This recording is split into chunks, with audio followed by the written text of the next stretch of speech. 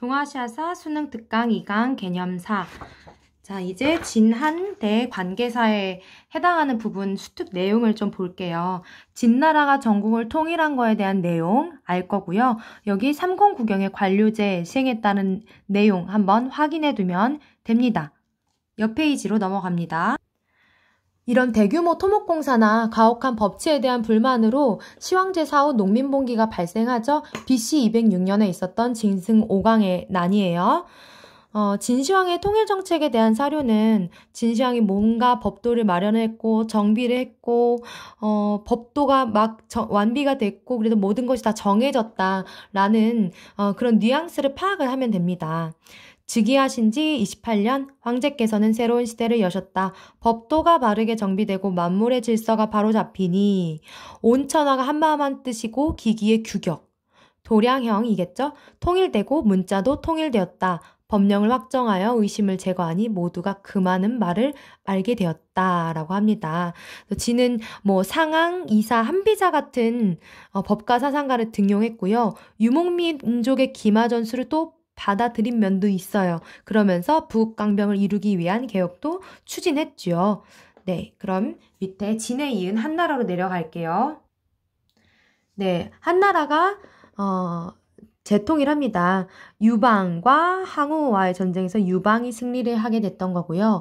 대내정책 관련해서는 아까 선생님이 얘기한 대로 한고조 유방과 한무제의 그 업적들 내용도 기억을 해두세요. 물론 각각 이 시대 때 흉노와의 관계가 어떻게 바뀌게 되는지도 알아두셔야 합니다.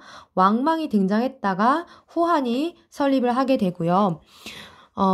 광무제 유수가 건립을 했으나 이 후한 역시 환관이나 외척의 전횡 등으로 중앙의 통치력이 약화가 되고 아무래도 호족의 후원으로 성립된 정권이기 때문에 호족이 막 발호를 했겠죠. 그래서 호족들이 대토지를 소유하면서 농민 반란이 많이 일어납니다. 그 대표적인 게 노란 두건을 쓴 황건적의 난이에요. 그러면서 한이 멸망을 하고 위촉오 우리가 아는 삼국지 그 삼국시대로 넘어가게 됩니다. 자, 흉노의 성장 아까 설명을 다 했었는데요. 흉노와 관련해서 그 지도를 몇 개 보여줄게요. 완자 27쪽에 있어요. 흉노 제국의 영역 굉장히 컸는데 여기 흉노 주변에 보면 선우정이라는 지명도 보이게 되고요. 동호, 월지, 그 밑에 한과 고조선 보이죠? 그 다른 지도도 보여줄게요. 완자 29쪽에 있는 지도입니다. 이 만리장성 이북에 흉노가 이렇게 퍼져가고 있는 것, 그리고 밑에 한나라가 위치해 있었습니다. 작년 수특에 나와 있는 자료 플러스를 한번 보겠습니다. 한번 키워드만 선생님하고 같이 짚어가면 될 것 같아. 흉노가 성장을 하는 그런 과정을 다루고 있는 자료 플러스예요. 마침내 흉노가 동쪽으로 동호를 습격하였다. 동호는 처음에 흉노를 가볍게 보고 방비를 갖추지 않고 있었다. 그래서 묵특선후 표시 군대를 이끌고 동호 땅에 도착하여 공격하니 동호는 크게 패해 망했고 그리고 돌아와 서쪽으로 월지를 격파하여 도망가게 하고 마침내 진나라 몽염이 탈취해간 흉노의 땅을 모두 거두어 들였다. 이 몽염은 진나라 장수예요. 흉노를 고비사막 이북으로 쫓아내고 만리장성 건국했다라는 거요. 그 부분입니다. 선생님이 아까 했던 설명 중에 진나라 때는 흉노를 몰아내고 오르도스 지방을 차지한 거예요. 고비사막 이북으로 내쫓았다는 건 한무제 때입니다. 그리고 고전선의 내용도 여러분들이 쭉 보면 될 것 같고요. 꼭 기억해야 될 부분이 위만이 고조선에 들어와서 집권을 하게 된 시기는 진나라 멸망하고 한나라 건국되는 딱 그 시기라는 것 기억하면 되겠습니다. 그래서 준왕을 몰아내고 집권을 했던 게 기원전 194년이고요. 뒷페이지 넘어갈게요. 고조선이 한무제에 의해서 멸망당한 것은 기원전 108년입니다.